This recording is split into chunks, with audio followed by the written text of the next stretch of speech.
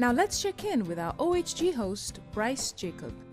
Well, we're back from Capital City Millwork with our supplies. I'm getting ready to head out here and check on Daryl Schrock from Reliable Handyman, who's getting ready to take our old trim down and put the new trim up. Why don't you come on out and join me? Hey Daryl, how's it going? Hey Bryce, how are you? Good to see you. So what you working on here? Well, we've got a leakage problem here. We have a box gutter that's obviously leaked and has deteriorated the crown, the fascia, and the soffit of a box gutter here. Looks like a mess. It is a mess. So the supplies we bring you today help? Absolutely. Good. Looks like it was repaired once before. This is actually a piece of pine. The original wood was poplar. We're going to put poplar back on. There are two styles of gutters in this neighborhood. This is a box style gutter, which means there's a wood trough that's created in the top of the soffit, and then it's lined with tin. By comparison, there's a gutter right next door to us here. Yeah. That's an exterior gutter. That's more common in these areas. Box gutters are notorious for this kind of damage because they do take a little more maintenance, and because when a box gutter leaks, it leaks down through the structure of the soffit, whereas an exterior gutter simply Stays on the outside. stays on the outside. This particular gutter was lined with rubber. So the tin was leaking at one time, and they put a rubber liner in it to take care of the problem. And obviously that didn't solve the problem completely. Yeah, no kidding. Looks like they had some bug damage here too. Whenever there's water and wood, there tends to be bugs. Yep. Take care of the water and the bugs usually go away. Sometimes it's difficult to know what you're going to find. You've got a lot of rot here, and oh look, we've got a bird's nest. Or what's left of one. There's a lot of straw. This oftentimes will collect moisture, become a problem in the future as well. Anybody living in there? Not anymore. Not anymore. Oh boy. Not anymore. Hey, can you keep the mess down a little bit? I'll try.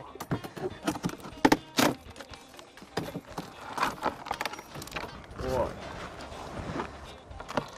Boy, this is brittle stuff. My gosh. You probably don't need that crowbar. This has been a problem for a very long time. If you look on the inside, Bryce, you'll see originally the tin has literally rotted out. And then they lined everything with rubber, and my guess is that this is why this entire thing is sagged now. And we'll just have to repair the support structure because I think the rubber is okay. Hey Bryce, where's your coat? It's cold out here.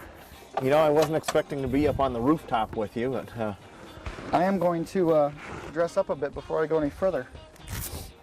if I get a little cold, you notice that, would you just hold me maybe, warm me up? It's going to take your lunch money at least. I figured as much. All right, well, I'll just be shivering over here. What I'm going to do, Bryce, is these rafter tails are deteriorated. They're not going to hold the new fascia. So I'm going to sister a new 2x6 to the outside of it, bring it to the edge so that when we attach our fascia, we'll have a nice straight line. It looks like this is in pretty good shape as it goes back a little bit further into the house structure, so you only need to do the tips, is that correct? Just the tips. Yeah, that's good. The only thing this is holding up is the box gutter itself. Everything on the inside of the wall here is holding up the roof. Very good.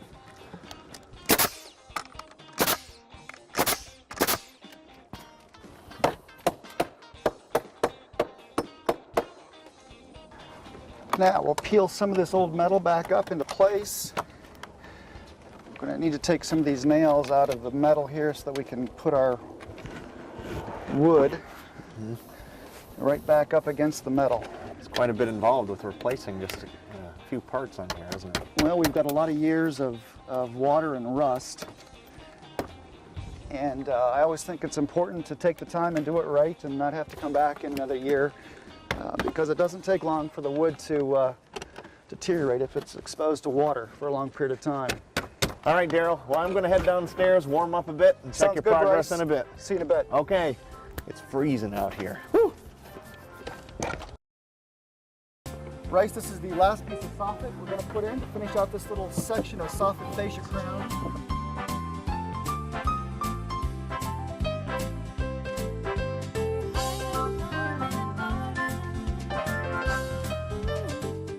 Bryce, what we're doing today is installing lap siding, beaded lap siding on the side of the dormer. And the first step I go through, typically, is determining what the height of the siding is. This one happens to be 3 1/4 inches. Right. This is a lap gauge. What I typically do is take my lap gauge, put a mark at the top of the siding, like that. I line up the right side of the lap siding with the old piece and simply mark where the old piece intersects with the new piece. Right. I then take a bevel gauge, which I've taken up and measured the angle from the vertical portion of the dormer to the roof. And I simply place it here, line it up with the mark. That gives you your angle. Okay, that makes sense. Gives me my angle. And you're ready to At that point, it's just a matter of putting it in the saw and making the cut.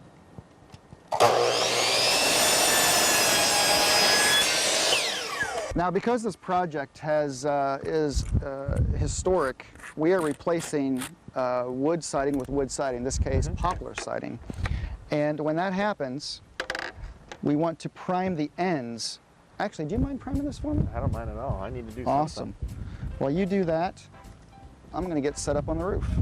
So you just want the ends primed, huh? Just the ends. It keeps the water from being able to wick into the ends. They're going to be caulked as well. It's just a second layer of protection. All right.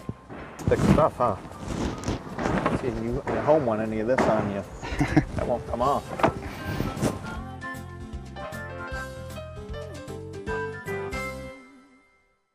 What I want to do now is the old piece of trim around this window was splintered and rotting pretty badly. We've wrapped the entire dormer with Tyvek, which is a vapor barrier, and we've also cut a piece of poplar again, slide it in over the step flashing,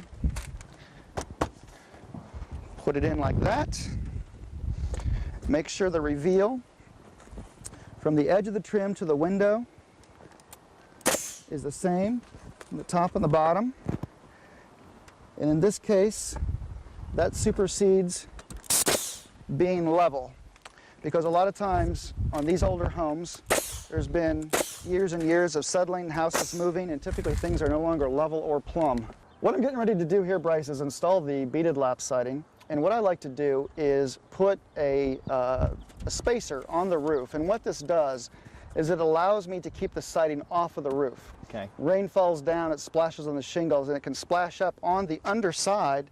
We've primed that, but it ensures that the siding doesn't sit on the roof itself and actually sit in the water when it rains. So it makes the siding last a lot longer. Okay. And it still goes over the flashing, so you got a nice seal there. That's perfect. That's exactly right. What I'm using is a galvanized pin nail.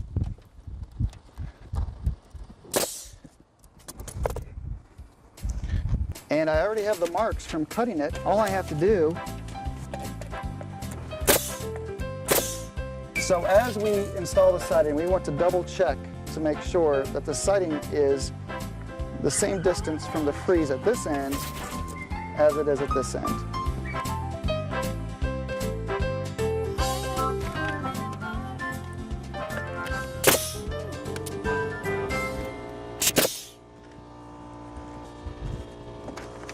So once you've got everything cut, it moves pretty quick, huh? Cutting it, making sure everything is primed and painted, sealing out the water. The installation is the easiest part of the whole project. Because this dormer has 5/4 inch sheeting on the entire wall, we don't have to worry about nailing into studs. We can pretty much nail wherever we want to and be okay. It'll hold the siding very well. You know, Daryl, when I was watching you tear off the old shingles that were actually on the side here instead of siding, I thought it was pretty interesting because when this house was originally built, it was probably pretty likely there was siding on here. Do you have any idea why someone would have run shingles up the side? We see it on some of the houses around the neighborhood here, and it's nice to kind of restore this, but do you have any idea why anyone would run shingles up the side? Well, I don't know exactly why, but my guess is shingles are a low-maintenance waterproofing apparatus that you can put on a dormer like this. They don't need to be painted. They're relatively cheap, and they'll last 15 or 20 years. So my guess is you're absolutely right. My guess is it probably was a wood siding of some sort, and then transition to shingles when either there was a rot or a painting issue they didn't want to address. Daryl, looks like you got this thing about done here.